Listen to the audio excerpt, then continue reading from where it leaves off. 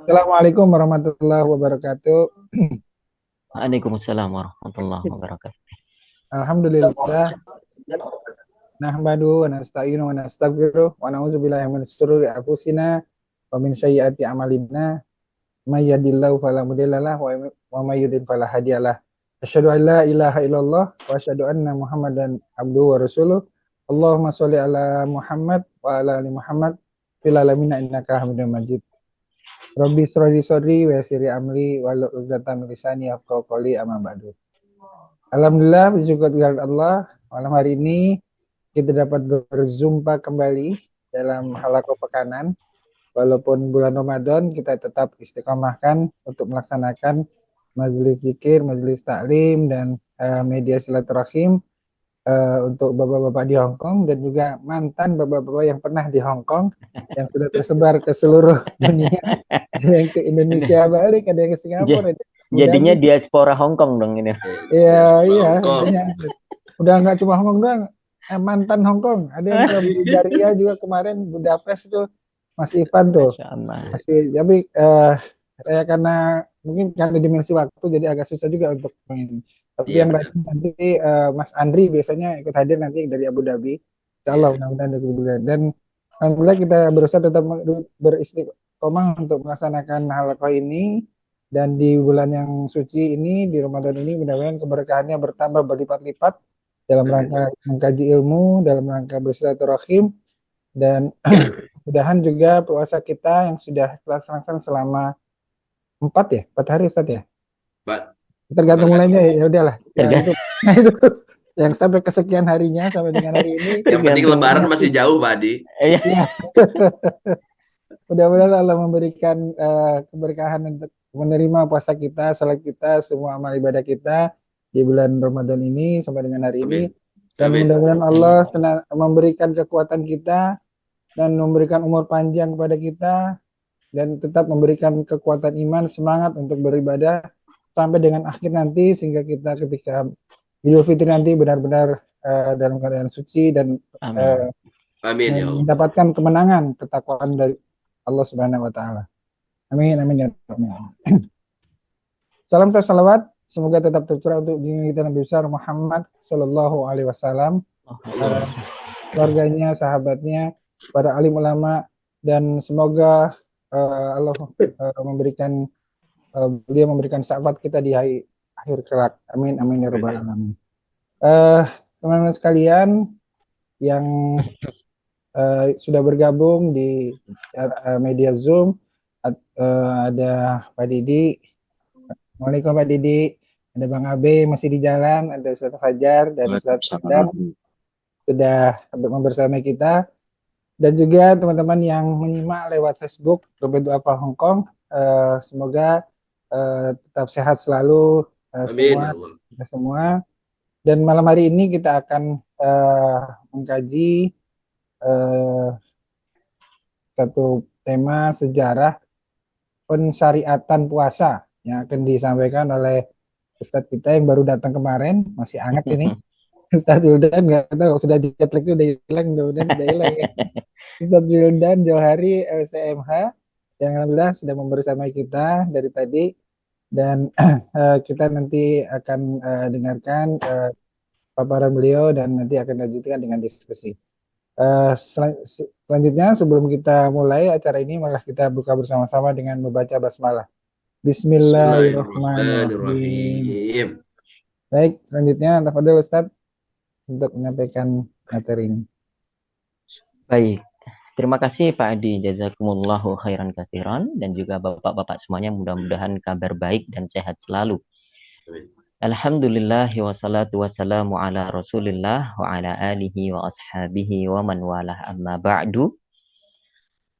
Petir bukan sembarang petir. Cakep. Aduh, lupa cakepnya. Kita ulangi ya Pak Adi ya. Ya, siap. Petir bukan sembarang petir. Cakep. Petir menyambar daun pohon singkong. Mantap. Terima kasih pada yang sudah hadir. Assalamualaikum Bapak-Bapak Hong Kong. Masya Allah. Waalaikumsalam warahmatullahi wabarakatuh. Saya, alhamdulillah, mudah-mudahan kita semuanya sehat. Saya senang sekali dengan doa dari Pak Adi tadi. Mudah-mudahan kita benar dan betul menjalankan semua rangkaian ibadah di bulan suci Ramadan ini, hingga nanti di akhirnya, di 1 Syawalnya, kita kembali ke fitrah, kembali ke suci. Itu doa yang indah sekali menurut saya. Karena ya banyak sekali orang yang mengharap kembali kepada kesucian, dihapuskan segala khilaf dan dosanya, tapi tidak ada mujahadahnya, tidak ada tirakatnya, tidak ada usahanya. Itu kayak orang ngarep dapat raport, dapat ijazah, tapi nggak sekolah kan. Ya, di akhir Ramadan, di akhir semester ini minta raport sama Allah. Ya Allah, mana bagiin raport saya dong. Kata Allah, enak aja orang nggak sekolah minta raport. Gitu. Nggak bisa kan gitu ya. Kita harus Kasih rapot kosong, Ustaz. kasih raport Itu kosong, suruh ngisi solusinya. sendiri. Tapi kalau Tetesan ngisi kosong, sendiri, tetesan kosong. ngisi sendiri pun repot, kan tidak ada cap sekolahnya kan gitu. Ijazah palsu ini. Jasa palsu nanti, waduh, kasus deh. Bisa dibawa ke pengadilan kan gitu. Repot itu. Mudah-mudahan Allah berikan taufik, Allah berikan keistiqomahan, Allah berikan kemauan sekaligus kekuatan untuk kita terus bisa menjalani seluruh rangkaian ibadah di bulan suci Ramadan ini, hingga kemudian nanti kita dapat hasil yang terbaik dari apa yang kita usahakan, kita kembali suci, kembali fitrah, dihapuskan seluruh kesalahan dan dosa-dosa kita oleh Allah Subhanahu wa taala. Amin ya rabbal alamin. Tak lupa salawat serta salam mudah-mudahan selalu tercurah kepada baginda Nabi Muhammad sallallahu alaihi wasallam, manusia terbaik, makhluk yang paling dicintai oleh Allah Subhanahu wa taala, yang kita terus rindukan, yang terus kita harapkan syafaatnya nanti di yaumil akhir. Kalau bukan syafaat dari Nabi Muhammad Shallallahu Alaihi Wasallam, kok kiranya kita ini nggak yakin nanti dapat ampunan Allah Subhanahu Wa Taala atau tidak. Tapi untungnya kita umat Nabi Muhammad Shallallahu Alaihi Wasallam yang mendapatkan jaminan syafaat dari beliau Shallallahu Alaihi Wasallam. Baik, Ibu dan Bapak, serta teman-teman semuanya yang menyaksikan tayangan ini, di malam hari ini kita akan sama-sama belajar. Saya kira kita sama-sama belajar saja. Materinya juga pasti Bapak-Bapak juga sudah hafal di luar kepala. Jadi ini min babil murojaah saja, mengulang saja. Ada Pak Didi, ada Pak Adi, ada Pak AB gitu ya. Ada Ustadz Fajar, apalagi Masya Allah, mohon izin. Ini kita murojaah tentang atau terkait dengan pensyariatan puasa, sejarah pensyariatan puasa.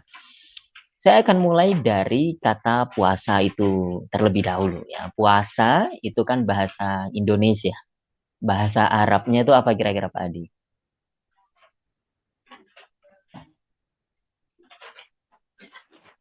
Saum bukan? Ustaz? Saum, Mumtaz. Ya. Nah, itu yang Tapi saum biasanya bahasa Sunda kayaknya saum. Oh ya.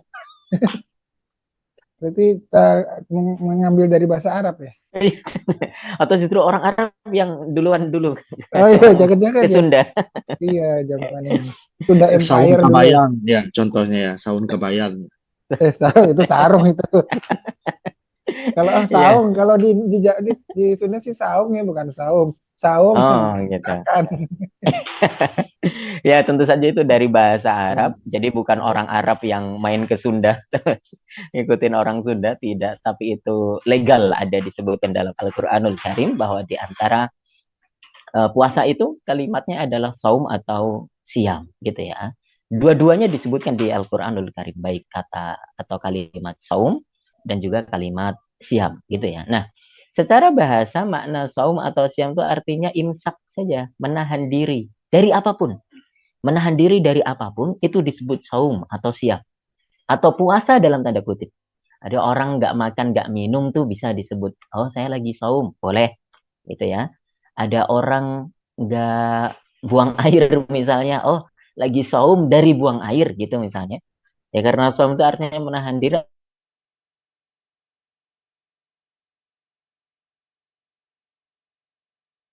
Atau orang nggak belanja misalnya karena menahan diri terus gitu ya, saum dari belanja gitu, bisa itu disebut sebagai saum dalam makna bahasa gitu ya. Misalnya di Bapak Ibu pas Ramadan tuh jalan di mall gitu ya, tangan istrinya digandeng terus gitu, Masya Allah, wah romantis sekali bapak ini ya. Kata bapaknya, ini kalau saya lepas ini ngambil apa-apa istri saya kan gitu.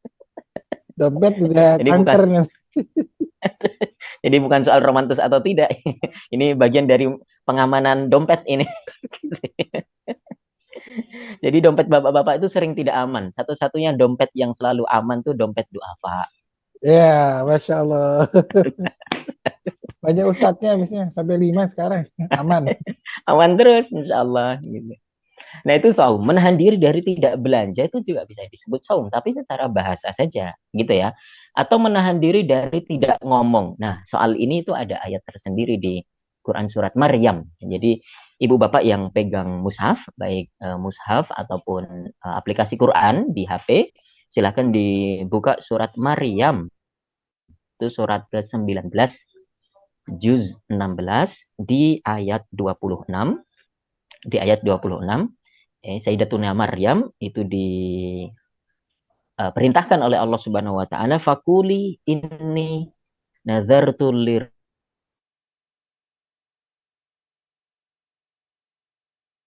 sauman. Kepada Allah Subhanahu wa taala sauman, untuk saum gitu ya. Tapi saumnya di sini unik. Saumnya apa? Falan ukallimal yauma insiya. Saya tidak akan ngobrol sama satu orang pun. Nah, menahan diri dari tidak ngomong, menahan diri dari tidak ngobrol, itu juga bisa disebut saum dalam makna bahasa tentu saja. Ya, dalam makna bahasa. Jadi orang nggak ngobrol itu ya disebut saum. Ya, ada pepatah bilang silent is gold. Diam adalah emas gitu ya. Makanya Pak Adi itu punya prinsip, kalau istri saya minta emas, saya diam aja gitu. Karena diam adalah emas. Jadi kalau istri minta emas, suaminya diam gitu. Kan sudah jadi emas. Oh, Sudah jadi orang Surabaya, jadi emas Adi. iya, betul. Betul. Betul, betul, Masya Allah. Itu Susah makna kalau minta saum. berlian, Ustaz. Nggak ada dia minta berlian. Untung Iya, diam itu emas ya. Nah itu singkat saja terkait dengan kalimat puasa atau saum, siam secara bahasa. Kalau secara syariah ya kita sudah hafal bahwa puasa itu adalah ibadah, menahan diri dari hal-hal yang membatalkan puasa, dimulai dengan waktu tertentu dan niat tertentu juga. Jadi waktu tertentu itu maksudnya dari subuh sampai maghrib. Dari subuh sampai maghrib. Terbitnya fajar, dimulai dari terbitnya fajar sampai terbenamnya matahari, kemudian dikerjakan dengan niat khusus. Dengan niat khusus ibadah. Ya bukan niat-niat yang lain. Ada orang tuh nggak makan, nggak minum seharian, tapi niatnya diet. Dapat pahala puasa nggak? Enggak dong. Nah, dia niatnya diet.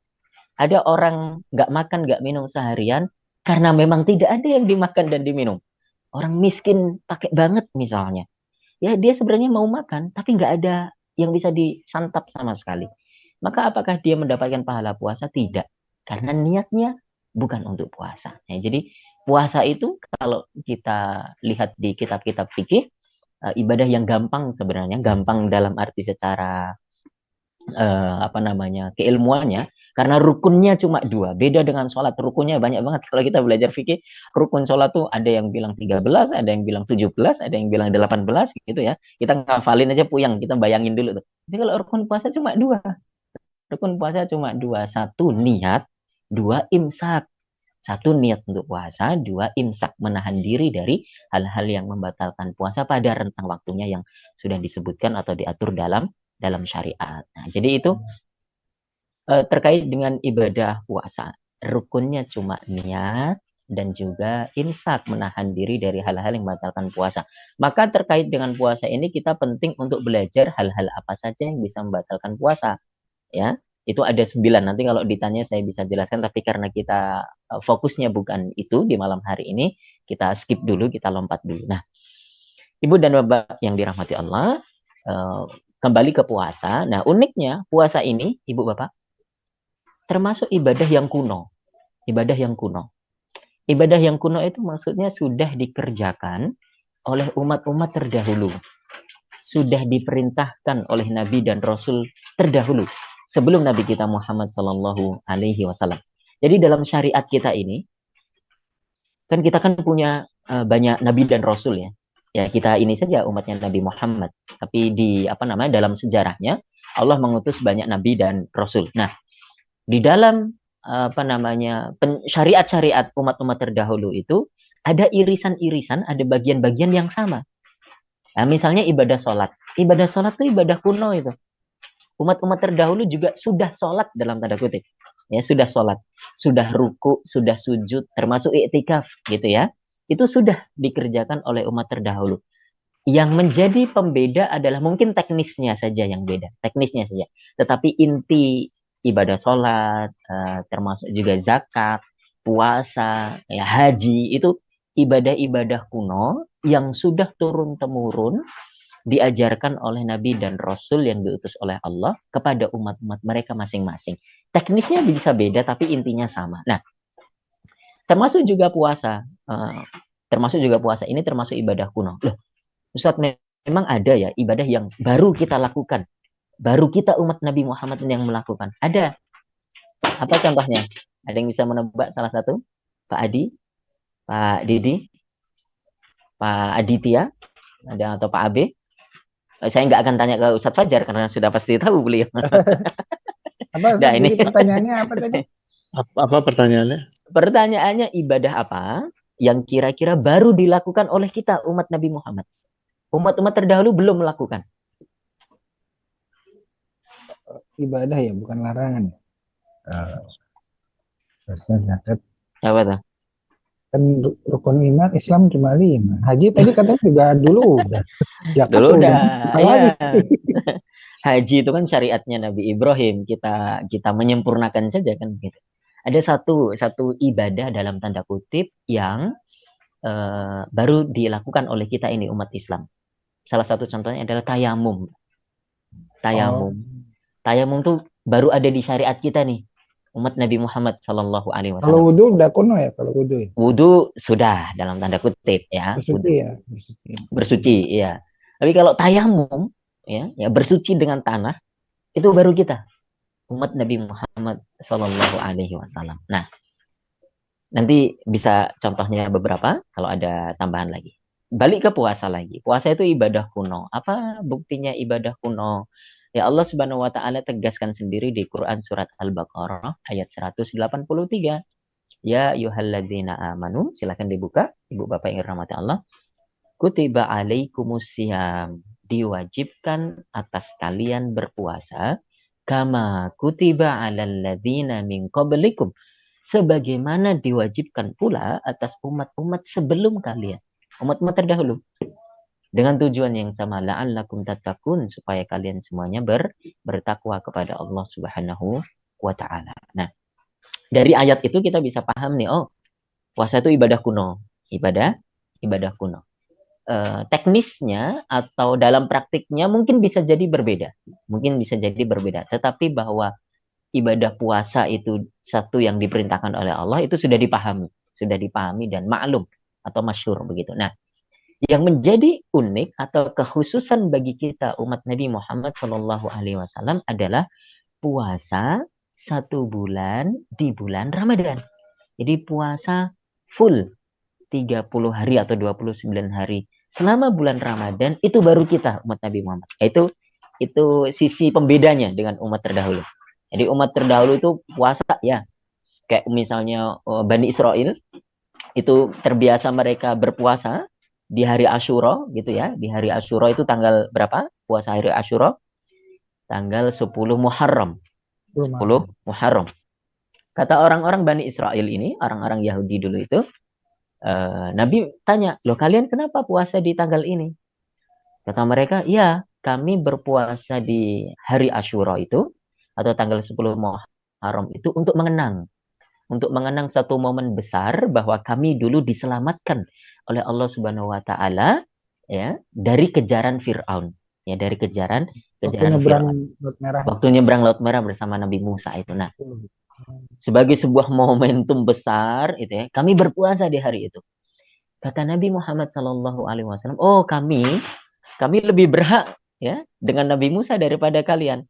Kalian tuh Bani Israel tuh anget-angetan saja nurut sama Nabi Musa tuh. Yang perintah-perintah yang sesuai hati, sesuai kehendak itu diterima. Tapi perintah-perintah yang kiranya menyulitkan tuh dibuang gitu. Mereka tuh anget-angetan saja, ngaku-ngaku saja ya, Kayak makan beriman dengan prasmanan, Ustaz. Milih-milih. iya, iya betul betul. Main comot begitu. Ini saya suka nih, saya suka. Ini enggak saya buang. Gitu. Makanya Nabi mengatakan, "Oh, kalau dengan Nabi Musa itu saudara saya." gitu ya. Gini gitu. Kan gitu. Nabi Muhammad dan Nabi Musa alaihissalam, kami lebih berhak kepada Nabi Musa alaihissalam. Maka kami juga berpuasa. Nah, itulah kira-kira nanti sejarah kenapa Nabi Muhammad Shallallahu Alaihi Wasallam biasa puasa Asyura di 10 Muharram itu. Nah, kemudian untuk membedakan dengan orang-orang Yahudi kan gitu, kan semangat kita kan menyelisih orang-orang Yahudi gitu ya. Para sahabat, ya Rasulullah, kalau begitu apa bedanya kita dengan orang-orang Yahudi? Mereka puasa tanggal 10, kita juga puasa tanggal 10. Kemudian kata Nabi, ya sudah, untuk menyelisihi ya kita akan puasa satu hari sebelumnya. Dikenal dengan puasa tanggal 9 Muharram. Jadi tahun depan kita akan puasa juga tanggal 9. Jadi supaya berbeda dengan orang Yahudi, kita puasa tanggal 9 dan 10 gitu ya. Tapi qadarullah Nabi Muhammad SAW tidak pernah berpuasa hari Tasu'a karena di tahun depannya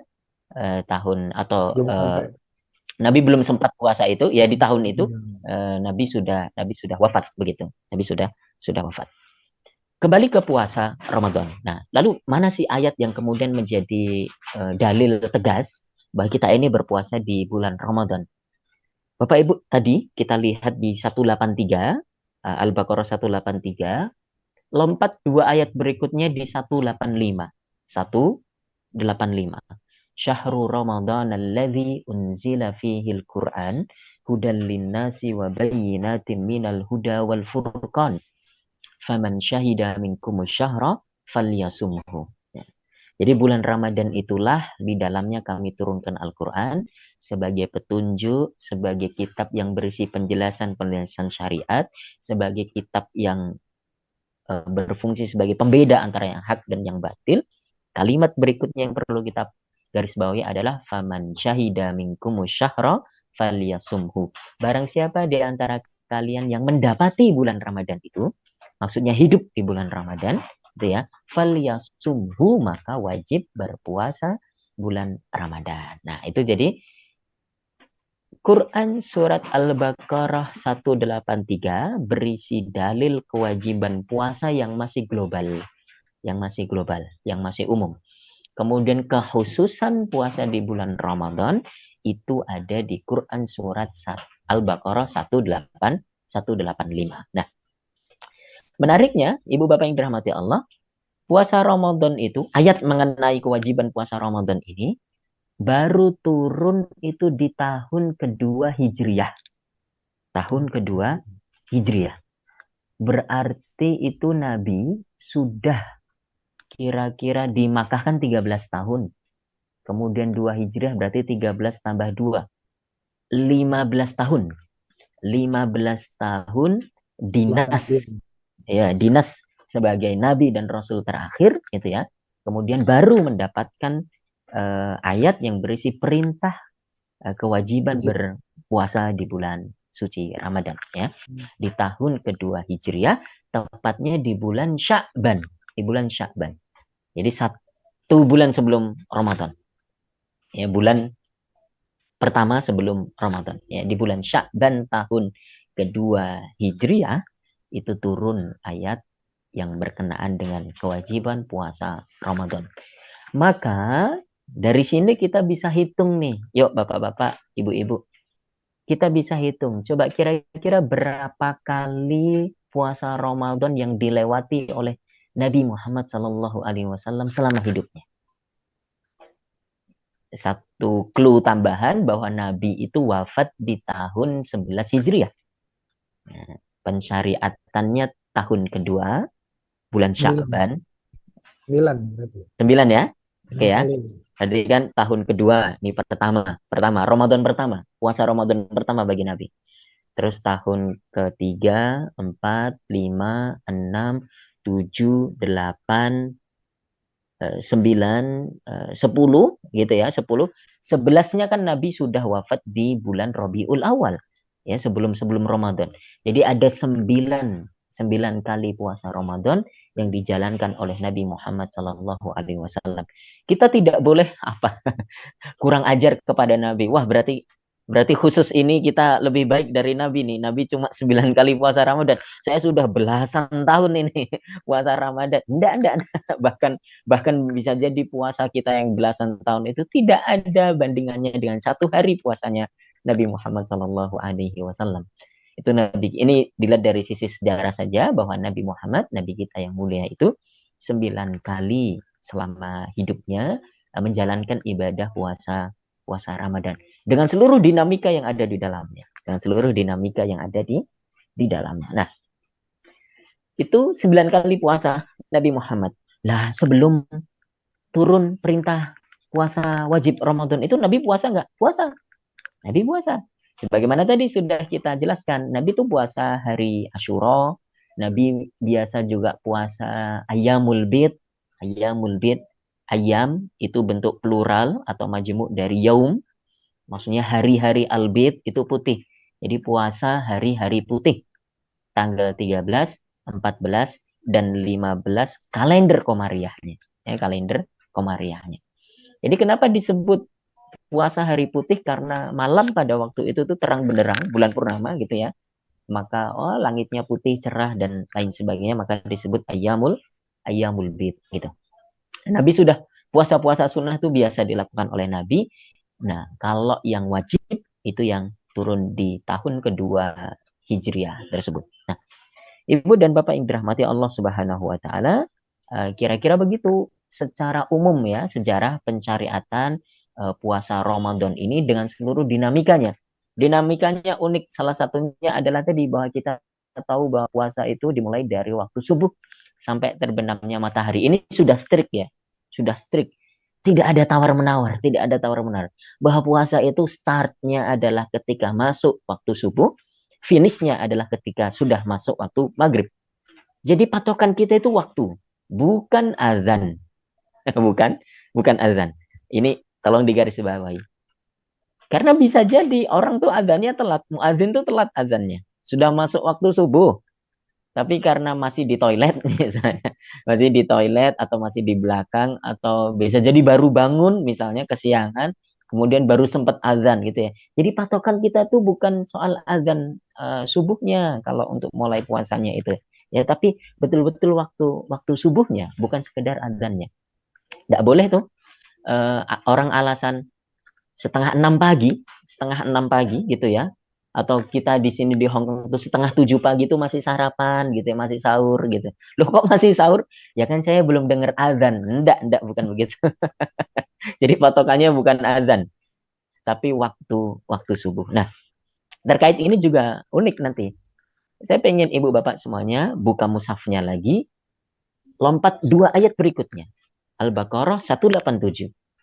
Nah, itu rangkaian yang banyak bercerita tentang ibadah puasa.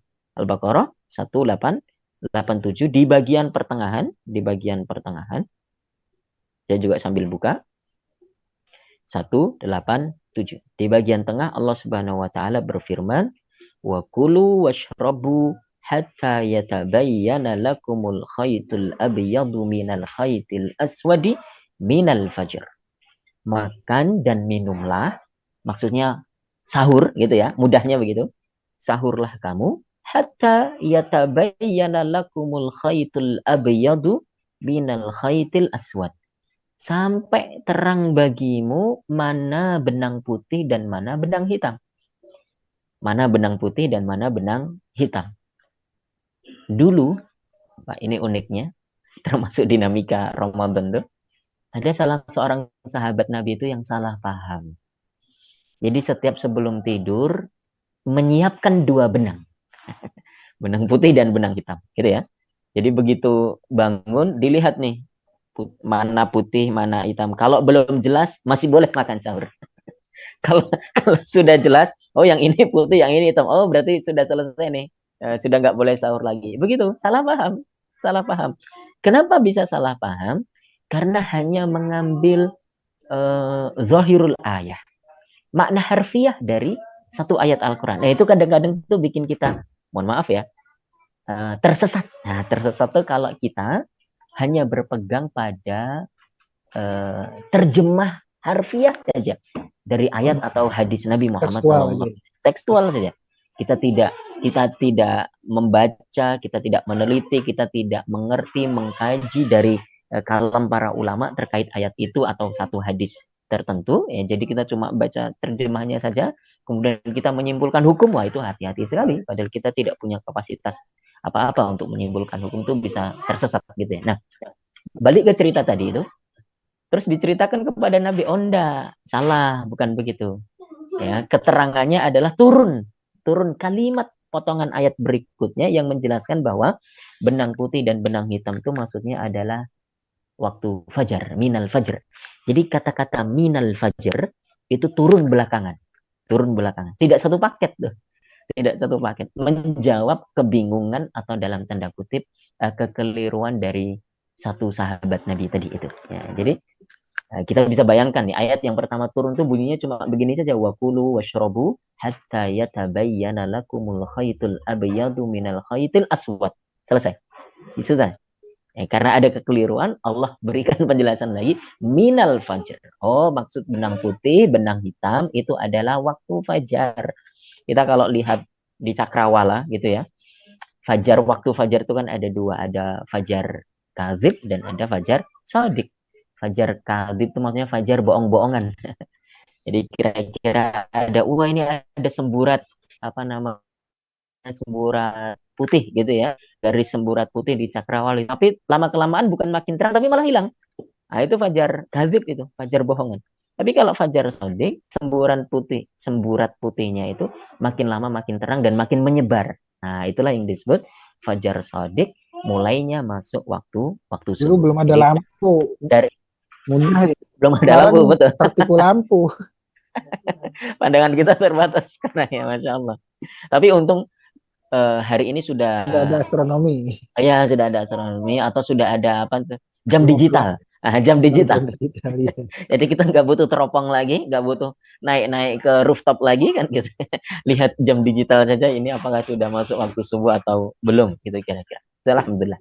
Nah, itu dimulainya waktu subuh.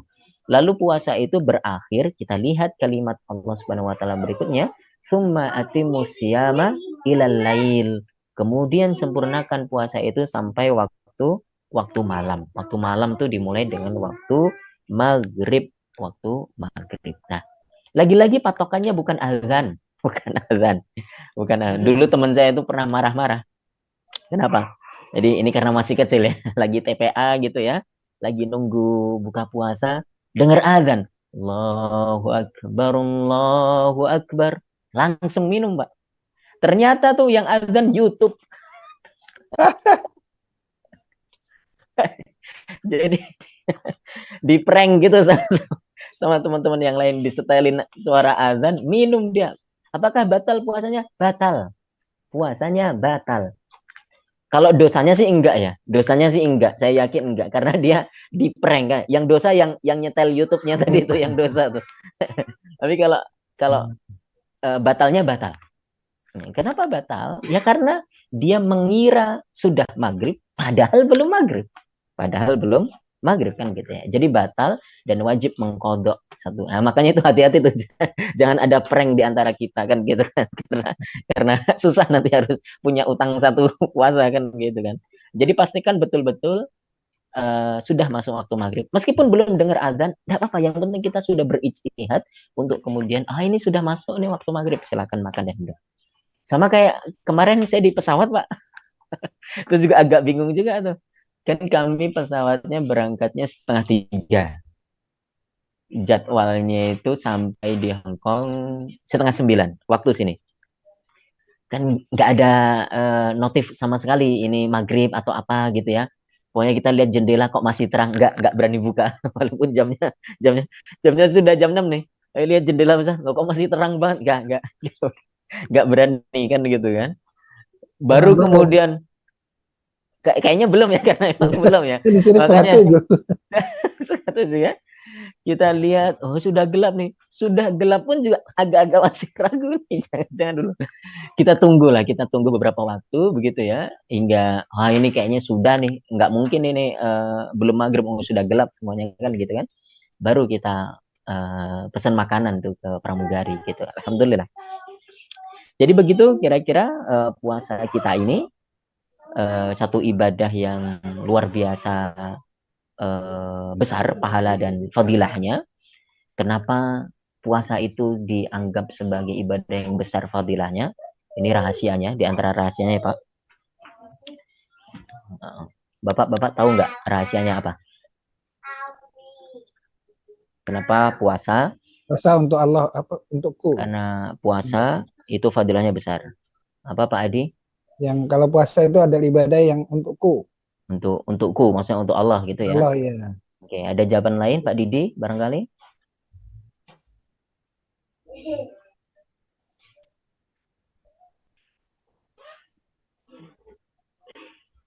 Atau aspek dimensi manfaatnya untuk fisik dan juga untuk sosial apa itu? Oh gitu.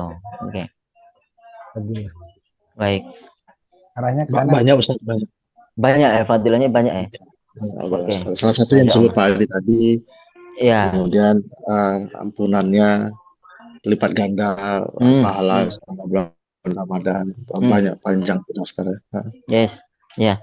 Jadi itu diantara rahasia kenapa puasa itu menjadi ibadah yang pilih tanding gitu ya. Fadilahnya besar. Tapi ya karena namanya rahasia, maka malam ini tidak saya bocorkan kan gitu. Iya. Wah, Ustaz. Biar tetap menjadi rahasia.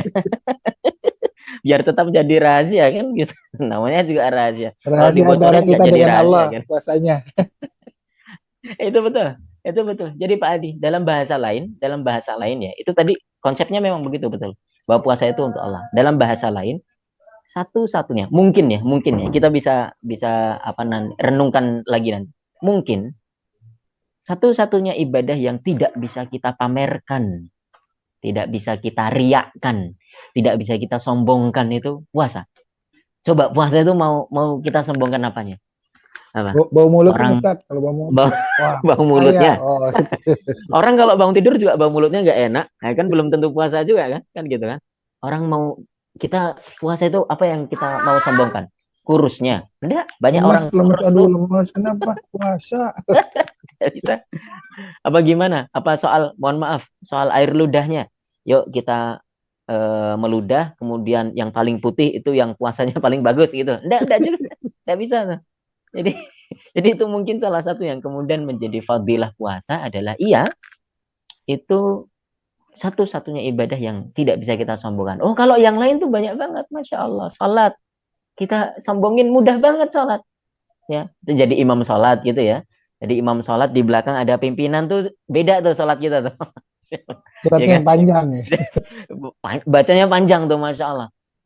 Rakaat pertama Al-Baqarah. Nah. Selesai Al-Baqarah dikira ruku. Enggak, lanjut Ali Imran. Masya Allah. Lanjut.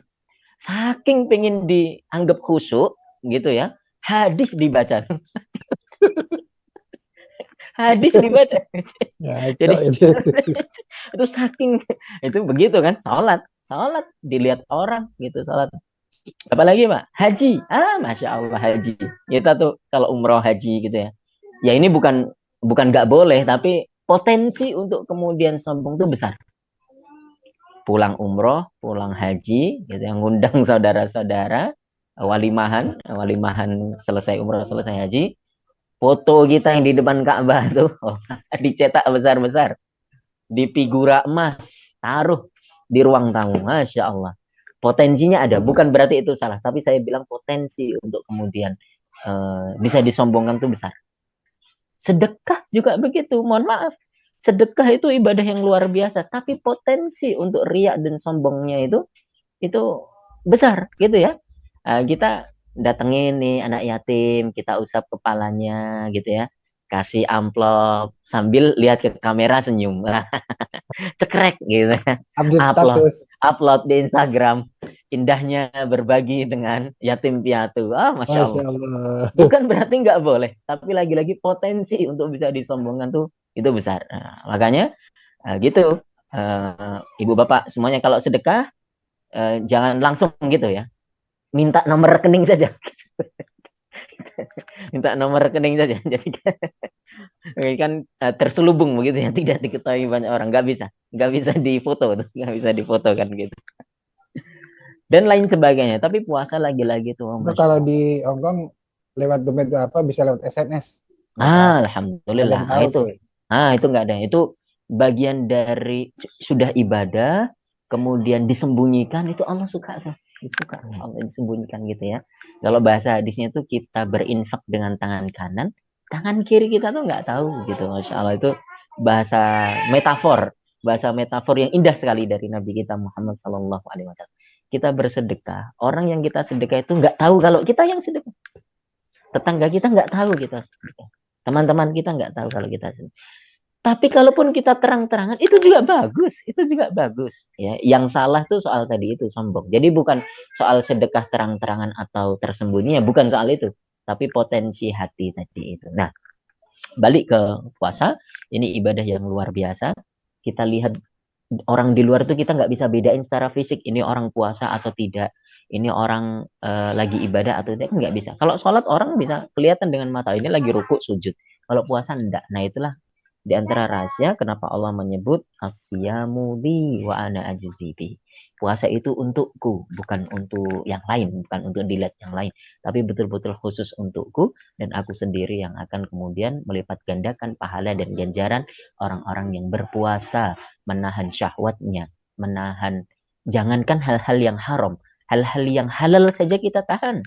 Makan dan minum itu kan halal, tapi kita meninggalkan makan dan minum karena Allah Subhanahu wa taala. Allah sendiri yang akan turun tangan memberikan fadilah, ganjaran dan pahala yang besar bagi kita semuanya. Kira-kira begitu Ibu dan Bapak yang dirahmati Allah. Saya mudah-mudahan tidak termasuk orang yang menggarami lautan. Jadi lagi-lagi di awal tadi saya sudah mention bahwa ini min babil murajaah. Ini sebagai mudzakarah. Ya, mengingat kembali saja terkait dengan sejarah pensyariatan puasa dan juga dinamika yang ada di dalamnya. Mudah-mudahan bisa dipahami dengan baik, biar tidak terlalu malam. Saya kembalikan lagi ke Pak Adi. Silakan Pak Adi. Alhamdulillah, luar biasa. Alhamdulillah, ya, walaupun sudah sering kita dengarkan ya kajian mengenai puasa, tapi memang ketika dibahas dengan sudut pandang yang berbeda, dengan angle yang berbeda, puasa ini bisa tetap sesuatu yang indah dan menarik untuk kita kaji. Ya, karena memang tadi ini adalah suatu ibadah yang rahasia. Saking rahasianya tadi Ustadz nggak mau ngasih tahu bocorannya.